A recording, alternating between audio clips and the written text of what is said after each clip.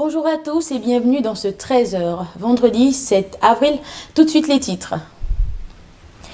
Dans cette édition, nous ferons un cap dans l'Ogooué-Maritime où le président de la République, Ali Bongo Ondimba, s'est rendu dans le cadre de sa tournée républicaine. Aviation civile, les policiers d'OIM à l'école de l'ANAC. C'est dans le cadre d'une campagne de sensibilisation et d'information sur les risques d'accidents et d'enquête de l'aviation civile. Vous le verrez. Et puis, classement FIFA. Le Gabon 11e en Afrique et 82e mondial. C'est le cas révélé par le classement de la Fédération internationale de football association. Affaire Dina Bongo Ibwanga en ouverture de cette édition. Rien de nouveau depuis l'ouverture de l'enquête. La famille demeure toujours en attente des dernières nouvelles pouvant aider à saisir ce qui s'est réellement passé en Turquie. Regardons tout cela avec Ruth Matanga. La famille de Dina Bongo, toujours plongée dans la douleur depuis le meurtre de leur fille. Pour la maman de Dina, l'enquête se poursuit en Turquie. Elle ne veut pas se fier aux réseaux sociaux et que le gouvernement lui donne un éclaircissement sur les suspects qui ont été relâchés en Turquie. Face à cela, elle est attristée. Le ministre est venu, il nous a fait comprendre, il était ici à la maison, il nous a fait comprendre que au niveau de la Turquie, l'enquête était, on avançait sur... en tout cas, ils étaient en train de faire l'enquête et ils ont déjà attrapé 4 Turcs et 2 étrangers. Donc l'enquête est en train de se poursuivre.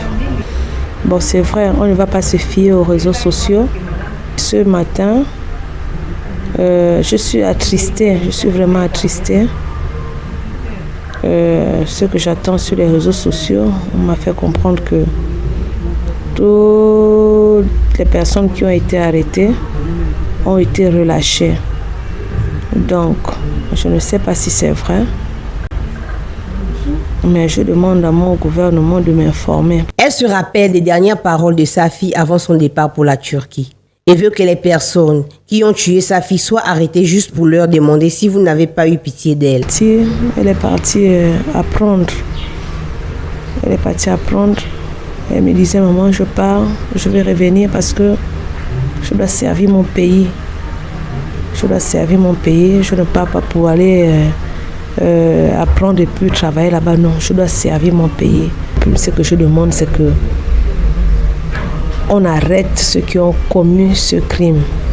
C'est ce que je demande. C'est vrai, ça ne va plus me ramener ma fille, mais au moins, peut-être que j'aurai l'occasion de leur demander que qu'est-ce qu'elle vous a fait.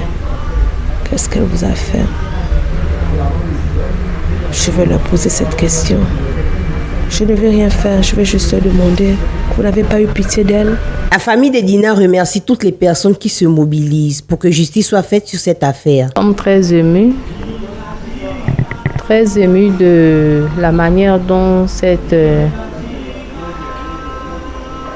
nouvelle a pris le monde entier et nous tenons à remercier toutes les personnes, que ce soit au Gabon, en Turquie, en France, en tout cas dans le monde entier, aux États-Unis, toutes ces personnes qui aujourd'hui ont fait en sorte que le monde entier sache ce qui se passe en Turquie. Vraiment, nous remercions.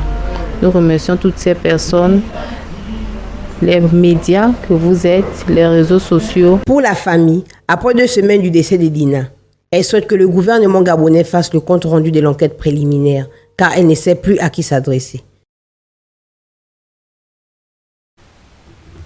Et puis, au PK9 de Libreville, un homme de Dieu appelé Jésus-Christ interdit aux fidèles de suivre un traitement médical. Un traitement médical adapté en cas de maladie. À la place, il procédait par des rituels sous forme de maladie. À la place, il procédait par comme je vous l'ai dit, plusieurs fidèles ont déjà perdu la vie et le tout dernier décès date d'avant-hier. Le présumé pasteur est porté disparu. Écoutons cet extrait. Mais quand la mère, vous devez amener aussi le corps au milieu là, vous ressuscitez. Ça c'est la loge ici là, c'est trop bizarre. Mon Dieu, oui. C'est quoi? Mon Dieu. Qu'est-ce qui se passe? Dans les tentes là, il y a les gens.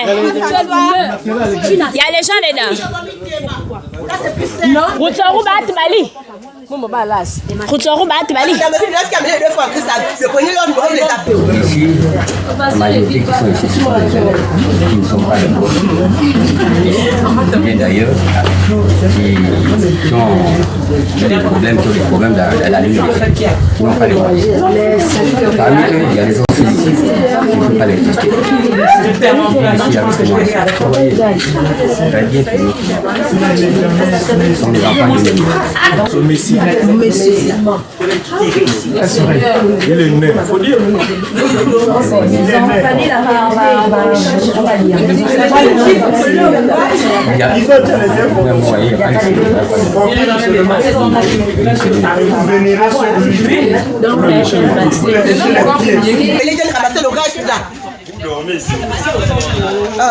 Kutsarundi bat bali. Nous Jésus. Jésus roi. Nous Jésus. Quoi?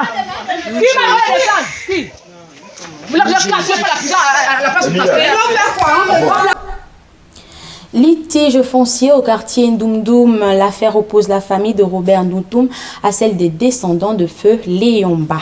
Après le passage de Robert Ndoumbdoum sur nos antennes, la partie d'en face a exigé un droit de répondre comme l'exige le code de la communication. Tout cela avec Alexandre Baondo. Sur les antennes de TV+, par rapport au litige foncier qui oppose sa famille à celle des descendants de feu Léomba. Cette dernière a tenu à réagir. Pour le mandataire de la famille, il était impérieux de recentrer le débat. Alors si les gens sont venus faire des plantations chez nous et qu'aujourd'hui nous avons demandé à ce que les plantations s'arrêtent parce que nous sommes en train de faire le parcellaire et tous les ayants droit doivent rentrer en possession. Donc nous voulons ici édifier l'opinion nationale et internationale pour ne pas amener à ce que les gens se dispersent parce que les gens ont pris leur clavier, ils ont dit tout et de rien. Effectivement, nous sommes la famille Léomba. Donc tous les documents sont ici. Ils nous ont parlé d'un DUP. Effectivement, il y a un décret ici. Voilà le décret 0400 PR du projet d'aménagement du 10, 5e mois 2002. Ce DUP ne se trouve pas à cet endroit. Ça se retrouve de l'autre côté. Ici, il n'y a jamais eu de recensement de la mairie ni de la NUTTC. C'est chaque ayant droit qui est en train de déclarer en ce moment son morceau de terre. En ce qui concerne le harcèlement dont seraient victimes Robert Ndoumbdoum et sa famille, Toussaint Essoun a tenu à donner sa version des faits. Capitaine Koumbi, après investigation, avait compris que c'est Ndoumbdoum et son Ruben qui a trafiqué les documents du dossier avec Junior Fabrice. Il fallait qu'il se présente. Puisque sa mère, ne sachant pas lire et écrire, ne pouvait pas trafiquer les documents. Donc Junior se retrouve avec un document parce qu'il attendait le résultat du géomètre. Eux, ils ont pris derrière un géomètre. Ils ont trouvé 2900 mètres carrés. Ils les ont déclarés. Et Junior a porté plainte pour le faux usage de faux. Et le procureur a dit que le faux usage de faux est établi. Nous sommes allés, moi, en tant que mandataire au tribunal, avec les 1 million que Junior a reçu dans leurs mains. Et j'ai déposé le million. Le procureur leur a demandé de prendre de l'argent, de ne pas aller dans les audiences. Elle a décidé d'aller dans les audiences parce qu'elle se dit forte. Suite aux incohérences observées dans le contrat de vente du terrain litigieux, la famille Léomba a trouvé judicieux de résilier celui-ci. Nous avions constaté que notre cadet, Junior, a vendu un terrain. Ce terrain n'avait pas de limite, n'avait non plus de superficie. Nous avions estimé qu'on ne peut pas céder à quelqu'un un terrain qui n'a pas de limite, auquel cas il va falloir annuler cette cession et cette vente-là et repartir sur de nouvelles bases. Au regard de la posture adoptée par chacune des parties, l'affaire du litige foncier de Ndoumbdoum est loin de connaître son épilogue. Les agents municipaux en assemblée générale hier à l'hôtel de ville. Objectif, faire le point des négociations entamées avec les autorités municipales. Jessica Andjoua nous fait le point. Stop au pilotage à vue. La mairie n'est pas une zone de non-droit. Un message inscrit sur la banderole au lendemain de la rencontre entre le maire Christine Bantountoum, certaines autorités et agents municipaux. La mise au point était d'un enjeu crucial. Madame le maire a convoqué les maires d'arrondissement, les secrétaires généraux, les directeurs généraux, les directeurs et chefs de service. Et il était question pour nous d'apprécier le discours qui a été véhiculé par Madame le maire. Mais c'est un discours qui entretient la haine, ce qui n'est pas normal en période de crise. Quand nous sommes en période de crise, on regarde comment faire pour sortir de cette crise. Malheureusement, Madame le maire vient foutre encore le pied dans la fourmilière et ça nous a révoltés. Il était question qu'on soit devant la base pour qu'ensemble nous puissions apprécier ce qui a été dit par Madame le maire.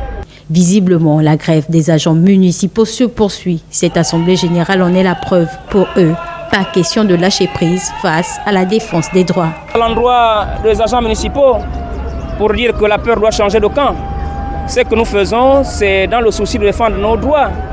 Les droits sont reconnus sur le plan de la Constitution, sur le plan des lois. Donc nous ne cassons pas. C'est vrai que nous avons fermé les édifices publics qui ont été cassés par la police. Eh bien, nous ne sommes pas opposés, mais simplement interpeller l'agent municipal pour dire que nous devons rester solidaires à cette grève. C'est suivre les consignes lancées par les partenaires sociaux que nous sommes. Vous savez que nous avons nos collègues qui sont dans les régies financières, qui ne comprennent pas la nécessité de préparer la carrière.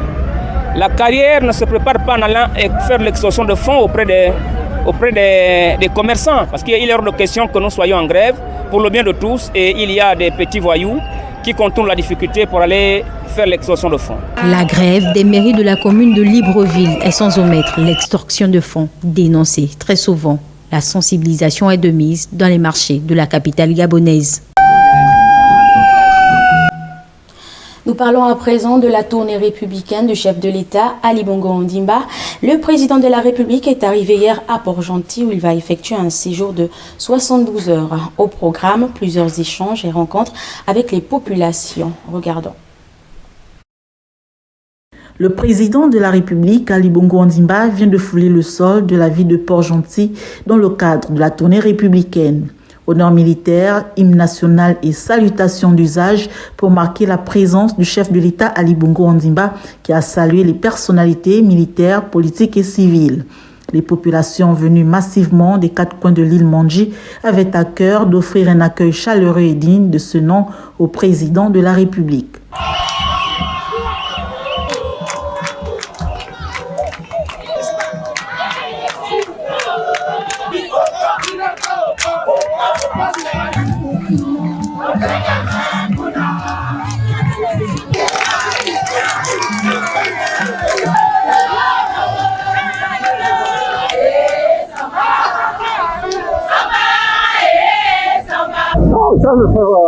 Ça fait plaisir pour nous, puisque c'est le chef d'État qui nous garde nous tous. Donc on a la joie de son arrivée. Bon, vous pouvez le constater, c'est la joie à Port-Gentil. Les policiers, tout effectivement, les militants, les arrondissements sont dans la joie. Voilà pourquoi nous sommes arrivés massivement ce matin à l'aéroport accueillir notre canton. Dans l'émotion de revoir notre président dans le Goué maritime. Toute autorité vient de Dieu. Donc si le président, c'est que Dieu l'a voulu et nous ne pouvons que l'accueillir. Dans l'agenda de travail du chef de l'État destiné à plusieurs rencontres de proximité et des échanges avec les populations axés autour des questions d'amélioration des conditions de vie des Gabonais. Quelques mois après son dernier passage en septembre 2022, Ali Bongo Ondimba, le leader gabonais, entame ici, dans la cité pétrolière, une belle série de visites et d'échanges sur les réalisations enregistrées dans la province. Une démarche pour le président de la République qui consiste à être plus proche et à l'écoute de ses compatriotes. De retour de Mpaka, le chef de l'État s'est également rendu au marché Grand Village de Port-Gentil. Là-bas, le président de la République est allé communiquer avec le réseau des femmes entrepreneurs. Regardons. Les femmes, les jeunes amassés le long de la route du marché Grand Village sont venus de partout pour saluer le passage du président de la République, Ali Bongo Ondimba. Les femmes venues aussi nombreuses ont tenu à témoigner leur attachement au chef de l'État.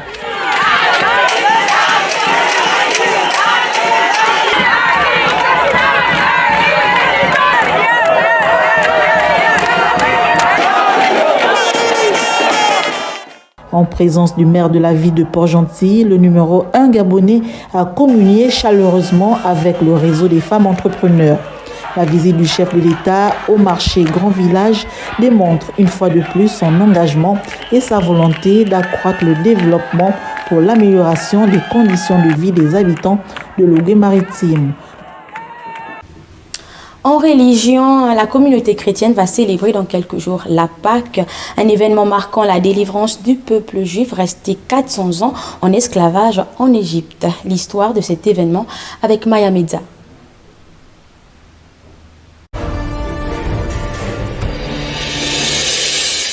D'un point de vue monothéisme, on trouve l'origine de la Pâque dans le judaïsme.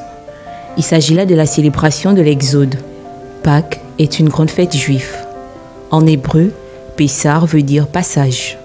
Cette fête commémore la traversée de la mer Rouge, signe de la libération des Hébreux, esclaves en Égypte au IIIe siècle avant Jésus-Christ. Dans les évangiles, il est raconté comment Jésus a célébré la Pâque avec ses disciples, avant d'être arrêté et crucifié 3 jours après sa mort. Jésus a parlé à certains de ses disciples qui témoignent qu'il est vivant, ressuscité d'entre les morts. Pâques est la fête la plus importante des chrétiens. Il célèbre à la fois la résurrection de Christ et la promesse donnée aux hommes de ressusciter avec lui. Cette fête est précédée de la Semaine Sainte, au cours de laquelle les chrétiens commémorent le jeudi de repas de la Pâque vécue par Jésus et le vendredi sa mort sur la croix. Mais tous les chrétiens ne fêtent pas Pâques à la même date.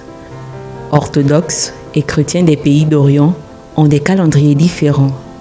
Les chrétiens d'Occident en quête d'un rapprochement catholique et d'orthodoxes cherchent aujourd'hui à s'entendre sur une date commune. La tradition des œufs de Pâques que l'on déguste ce jour-là vient des chrétiens d'Orient. L'œuf représente le tombeau dont le Christ est sorti vivant. Toujours en religion, 2 semaines déjà depuis le début du jeûne des musulmans, mois béni du Ramadan. Une période sacrée qui implique aussi la participation des enfants. Comment l'islam prépare ses tout-petits à la pratique de ce pilier islamique? Les réponses dans cet élément d'Aïcha Akoué. Débuté le 23 mars dernier, le mois béni du Ramadan est toujours en cours. C'est au lycée Mohamed Harissani que nous nous sommes rendus pour constater l'observance du jeûne par ces jeunes musulmans. Le jeûne des plus petits n'est pas obligatoire, mais à partir de 6 à 7 ans, ils peuvent faire un jeûne partiel jusqu'à l'âge de la puberté. Dans l'islam, le jeûne n'est pas obligatoire pour un très petit enfant, dès le bas âge, pour que quand ils auront l'âge de la puberté, qu'ils soient quand même aptes, capables de jeûner durant l'intervalle qui sépare l'aube de la tombée de la nuit. L'âge de la puberté se situe entre 10 et 15 ans. La responsabilité de cette éducation incombe aux parents et aux responsables religieux. Expliquer de long et en large aux enfants les avantages du jeûne. Je leur enseigne la culture islamique. Dans cette matière, nous enseignons aux enfants ce qu'ils doivent faire. Il y a des situations particulières qui exemptent les enfants du jeûne. Il y a des maladies et aussi des conditions qui ne peuvent pas permettre aux enfants de jeûner. Nous avons par exemple l'ulcère, enfants de jeûner. Par exemple, nous avons les menstrues. Lorsque la fille a ses menstrues, donc pendant ces périodes, pendant 6 jours au plus, la fille n'est pas autorisée à jeûner. Des adolescents formés depuis l'enfance au jeûne intermittent sont prêts à l'âge pubère où ce jeûne est désormais une obligation.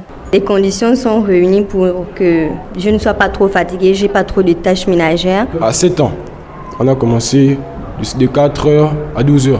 12h, tu coupes. Quand tu coupes, tu continues jusqu'à 18h. Jusqu'à l'âge de ma part, jusqu'à l'âge de 11 ans, 12 ans. Les enfants musulmans sont ainsi suivis depuis l'enfance pour un jour pratiquer à partir de 10 ans pleinement le jeûne du mois béni du Ramadan. Toujours en religion, 15 jours déjà que le jeûne de Ramadan a commencé, un rituel observé par tout bon musulman est circoncis en 3 décades. Les biens fondés de ces décades dans ce reportage de Chimène Nindong. Les fidèles qui observent le jeûne ont de quoi en engranger pendant ce mois béni de Ramadan en termes de rétribution. Les 3 décades reparties en 10 jours chacune en sont une illustration parfaite, dont la plus importante reste la 3e décade qui correspond à la dernière et contient les nuits d'adoration. Il y a une particularité quand même à la dernière concernant les nuits d'adoration que les musulmans font.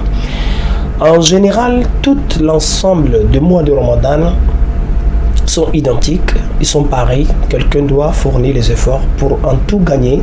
Les décades permettent aux jeûneurs de mieux maintenir le rythme du jeûne du début jusqu'à la fin. Il faut savoir que ce qui reste là, c'est le plus important encore, plus que ce qui s'est passé.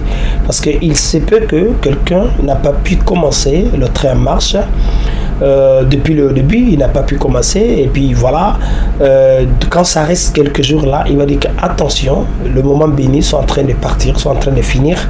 Pourquoi ne pas réattacher encore la ceinture? En guise de référence, un verset de la sourate dit ceci. Il y a une référence générale pour tout le Ramadan quand Allah dit Shahru Ramadan alladhi unzila fihi al-Qur'an hudan lin-nasi wa bayyinatin min al-huda wal-furqan. Ici, il n'a pas donné une particularité à une quelconque décade. Selon un hadith du prophète, la première décade est qualifiée de décade de miséricorde, la deuxième est placée sous le signe du pardon et la 3e décade est vue comme synonyme de l'affranchissement du feu de l'enfer. Cap à l'intérieur du pays, cette fois-ci parlant de la campagne de sensibilisation et d'information sur les risques d'accidents et d'enquête de l'aviation civile à OIM. Cette rencontre a mobilisé les auxiliaires de commandement de cette ville. Chimène Lindong sur les images de notre correspondant sur place.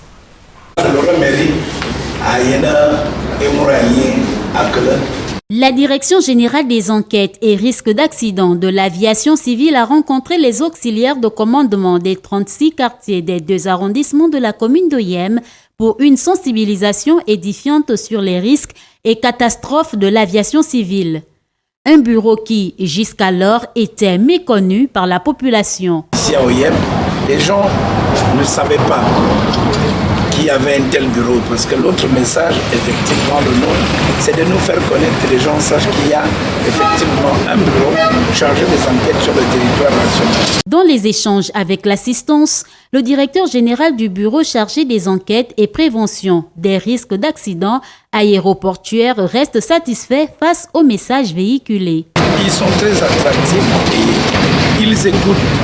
Ils ont passé du temps à nous écouter et ils ont apprécié le message et apprécié justement l'effort que le gouvernement fait pour informer le maximum de la population. À la suite de ces propos, Essono interpelle tout un chacun à jouer sa partition. Le chef est imprégné de toute la situation. En sport, le classement FIFA a été dévoilé et le Gabon perd encore des points. Désormais 82e nation mondiale au classement FIFA, le Gabon doit se ressaisir lors des prochaines échéances afin de remonter au classement. Djermingoma. La récente fenêtre internationale de mars 2023 n'a pas été de toute réussite pour les Panthères du Gabon. Comme à l'accoutumée, la Fédération internationale de football association, FIFA, établit un classement général selon les sélections nationales qui ont pris des points ou le contraire. La double confrontation du Gabon face aux crocodiles du Nil du Soudan n'a pas été très satisfaisante. Une victoire au match aller, 1-0 et une défaite au match retour, 0-1. La sélection des Panthères a perdu des points, ce qui la place désormais à la 82e place du classement mondial.